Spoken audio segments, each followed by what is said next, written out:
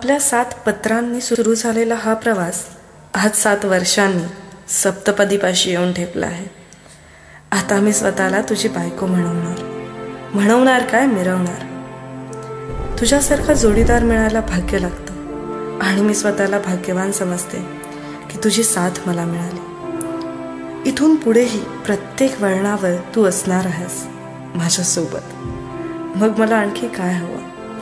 तुझं हसणं, तुझं गोंडस दिसणं, कधीतरी रुसून बसणं आणि त्यात माझं फसणं. एकंदरीतच तुझं असणंच माझ्यासाठी पुरेसं आहे.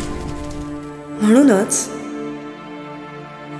तू असताना तूच असावे, नसतानाही तू. तुझे असणे परिभासे माझं नसतानाही तू.